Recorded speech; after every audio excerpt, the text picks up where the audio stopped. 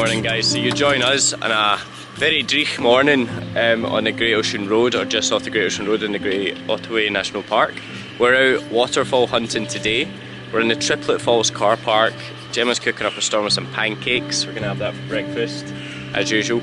And seems to be in every video, we're always making pancakes. we do eat other things. Yeah, the rain's just coming on actually, so I'm hoping it's a passing shower. We're going to take shelter, eat our pancakes, and hopefully we can get out and actually see some waterfalls. But anyway, around the Triplet Falls car park you've got the Triplet Falls themselves, which is about, the full loop is closed today, but it's saying it's about an hour return walk. Probably going to be about 20 minutes because the loop's closed. And then to get to the other falls, which are in the same car park, the Little Aire Falls, is apparently a 2.5 hour return loop, 2.5 kilometres each way, bit of a hike. So we're going to try and hit both of them before we head on to the next one. So coming back into Victoria, we've noticed that it's actually free to get into the national parks. Not 100% sure on the camping, but there was a sign talking about camping and it didn't mention any fees.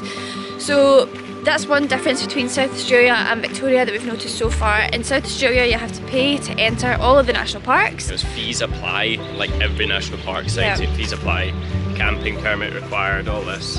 Whereas in these ones we've not seen any sign saying fees apply yet. Yeah. So it's a really good thing. That's good. These paths are actually really good around this park. So they built it up above the jungle, I guess you could call it, the rainforest floor level. So it's really accessible and not slippery at all.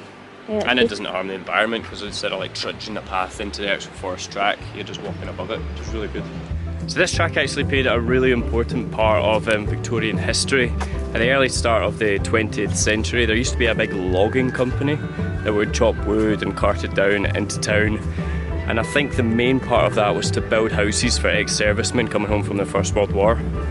So you can see there's like these remnants all over this part of the old logging system where they used to cut the wood and then load it onto these carts, and then either horses or bullocks would then pull the wood all the way down the mountain to get to the nearest train station. So it's actually quite a cool place to come and just be a part of the history, because all the logs and everything are like overgrown with moss and it's almost like a land lost in time. So we have reached the first waterfall, which is the Triplet Falls. Triplet Falls.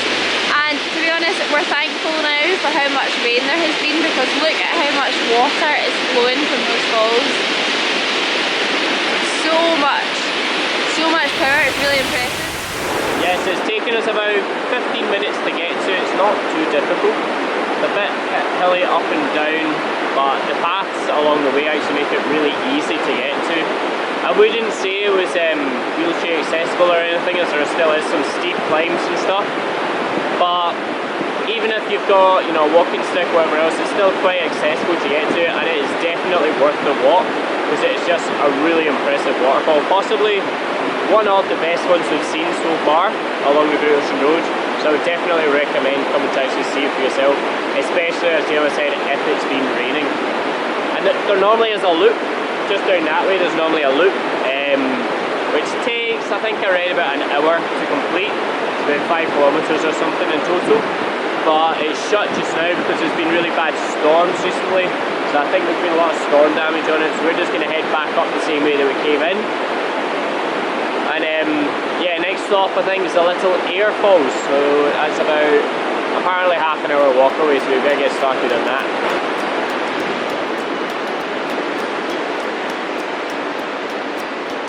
Oh god. Oh, there's a high road. Oh. I'm going to take the high road. Oh god. Whoa! Whoa! Okay, it's not any better down here, but I'm gonna have dirty boots. Yeah. Just trying to aim for like there. Ah! It's god. So slippery. This is really gonna suck on the way back up. It's like so slippery. Whoa! Yeah, got to be close. I can't tell if that's the wind I can hear, if it's the waterfall. Yeah. You can hear water now. Yeah, I don't know why they build steps like this, where it's like either you take 2 tiny steps or 1 massive step. It's like so annoying. Yeah, I'm not entirely sure what to make of the name of these falls, because you know it's like it says it's 2 hour return loop, and they're called the Little Aire Falls. So I'm hoping it's going to be worth walking all the way there. I'm most likely decking it on the way back. Otherwise I'm going to be very disappointed. Alright, so we've come across a deadly roadblock. We're not entirely sure what to do. Climb. Careful. Don't leave me. Come on. Oh. Woo! I can see it. Just through here. You got your bikini ready, Jim? Absolutely. Absolutely. You can't actually get down to the Little Aire Waterfalls. We're on the viewing platform, which looks to be, we're about 50 metres away from it and quite high up, right up the top with it, of the waterfall. I was quite disappointed because I was hoping you'd be able to get all the way down and actually look up at it, but it seems like in and around Australia, especially around the Great Ocean Road, I guess they've got the same, kind of first world health and safety as they do in other countries as well. And it's not like parts of Asia where you'd be able to go in and swim in the waterfall and actually get down and dirty with it. But you still get a spectacular view from the actual balcony that they've built. And it's a really relaxing place because you're in the middle of the jungle, and so far we're the only people here. It seems to be, I guess because it's such a long hike, it's not that popular a place. There is one thing that they're missing though that we were quite desperate for after that walk, and that's a little seat. All I needed is a little bench here. I could sit and watch the waterfall. I know. They don't want loiterers or something. Would have been perfect.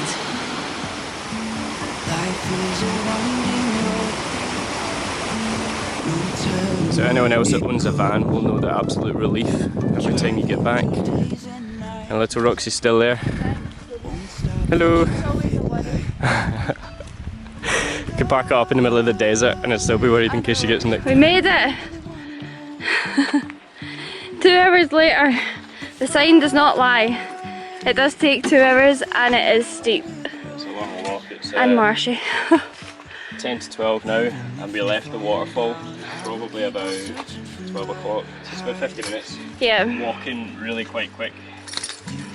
My heart is pounding. I will be holding my head high, even if the sky is falling down.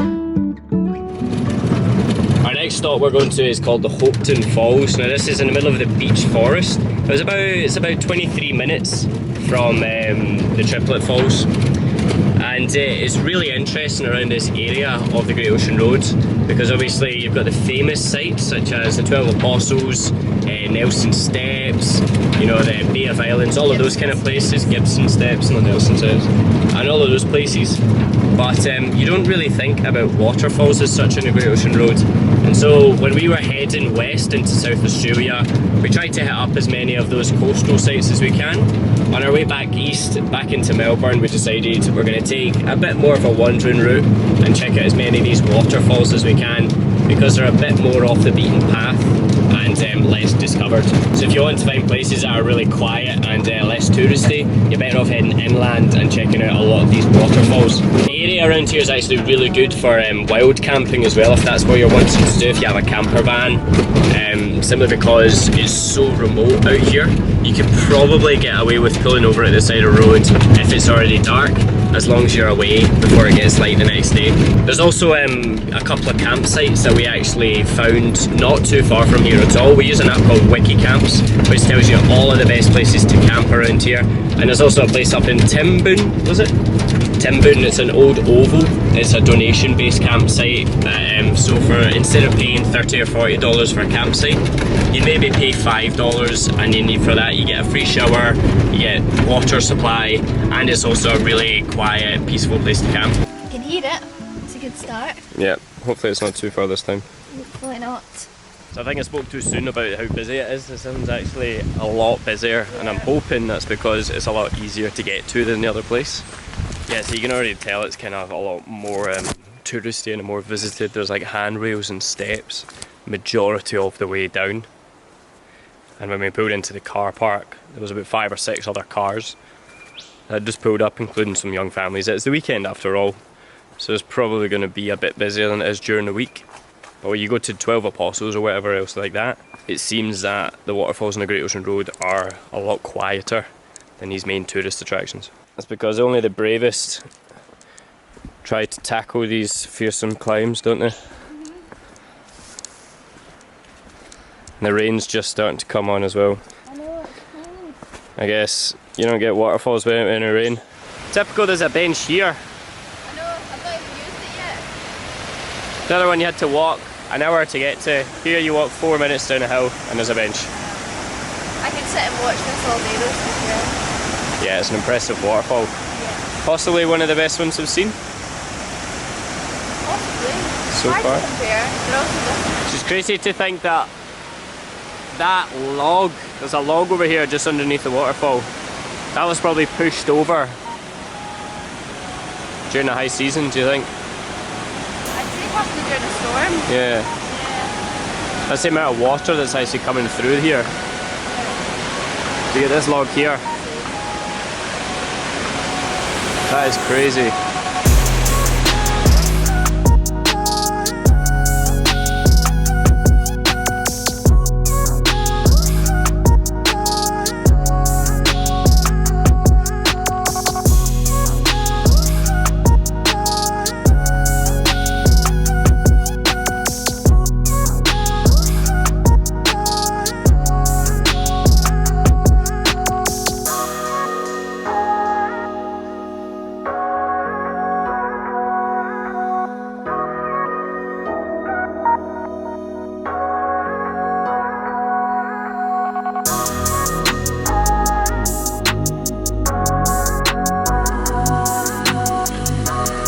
Lunch break for an on-the-go meal.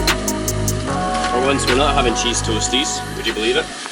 That's always something that we end up videoing as well, isn't it? Because we're always in a hurry. We're not having cheese toasties, we're going to have a chopped up courgette with some herbs and seasoning, salt, pepper, garlic, mixed herbs, and a wee pre-prepared packet of quinoa. We're doing this in the car park for Carisbrook Falls, which apparently is a 15-minute walk along that way. We're going to fuel up and then get out and check that out. This one's really interesting because it's right on the road. So we've been driving along the coast for about 10-15 minutes now along the windy roads. And this one's just on your left if you're going east. And yeah, it's quite unique because I don't think there's any other waterfalls that close to the coastline. They're normally all quite far up into it. So we're stopping here and check it out for a little bit.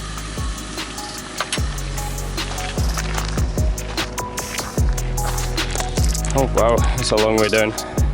I need to stop with these hikes straight after lunch. I know. Are you cold? Don't know why. Come to Australia, they said. I know. It's sunny, they said. It's the first sight of the waterfall. Just through the trees here. Still pretty far away. So far it's just been a big climb. Yep. I think I can see the top. Yeah, we're almost there, so it's almost a good lookout. I'd say it was about 10 minutes if you boost on up, which isn't too bad. And it's just pretty steep all the way. There is a huge waterfall, so it's really impressive. There's a seat. And there's a seat. Check this out. How's that for luxury? Content.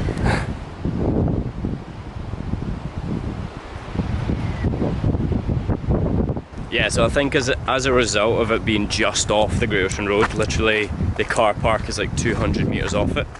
It's the busiest waterfall we've been to yet.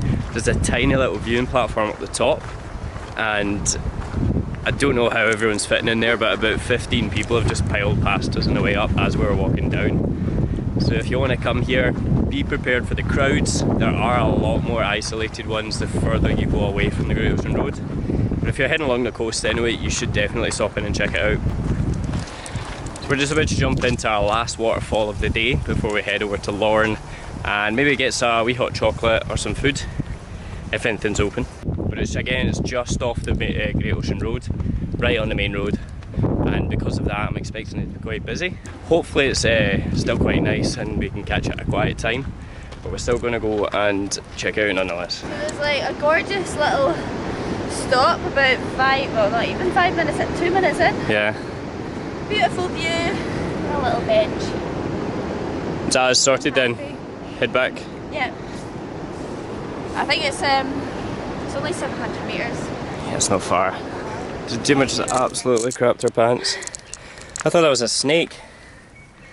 It's the biggest worm I've ever seen. Maybe it's a baby one. Baby snake. Yeah. Maybe. Are all worms baby snakes? Potentially. Changed my mind. It's not too far. You come around the corner after about 10 minutes of up and down. Finally we can hear some water. Yeah, you can hear it.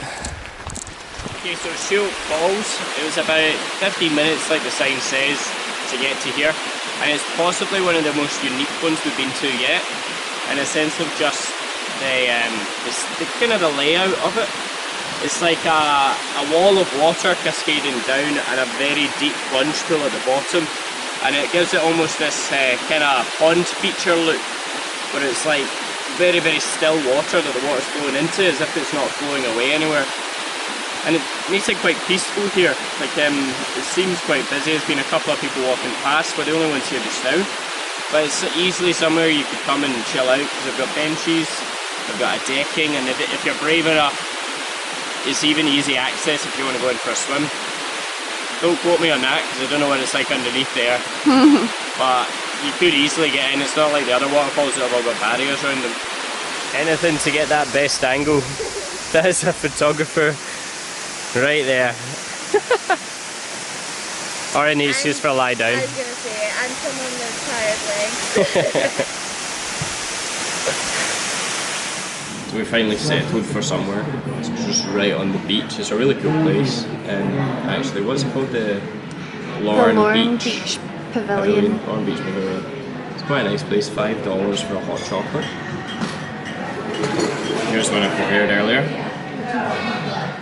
And again, you get a free marshmallow. It seems to be a big thing in Australia. Yeah. The last couple of places again was a free marshmallow. But the last place was what would we give it, a 7 out of 10? I think so, yeah. So let's see. Marshmallow's good.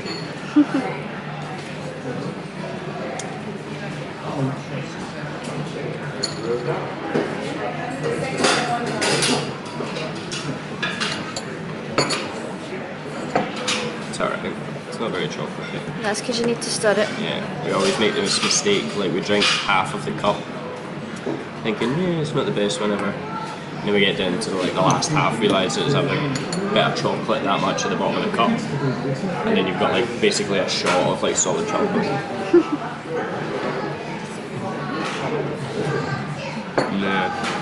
I'd give it a 4 out of 10. Oh dear. It's not very good. You're not encouraging me. Really? Yeah, it's not good. Oh. Alright, so nice wee hot chocolate, and it's getting late and getting to dinner time, so before I'm tempted to buy anything out of that cafe, we better go and find a campsite for the night. Gemma said there's one camping spot not far from here. Yeah, 8 kilometres north of here. I found it on WikiCamps, so we're going to head up there and see if there's any spots left, because it's quite busy around here. So yes, it's coming into summer, so in summer I can tell this will be a very busy place. So let's go and see what this campsite's like.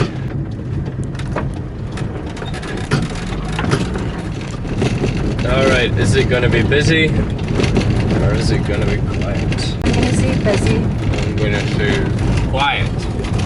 Oh well, there you go. See who wins. Whoever is wrong. Oh, that's not bad. Whoever's wrong needs to cook dinner. Looks like there's enough room. There's quite a few cars. The old granny in me is just saying I hope that they're not too noisy. Oh god. Oh. This is why we avoid hostels, because I hate being around people when I'm trying to sleep. Apparently it's the frogs from the review.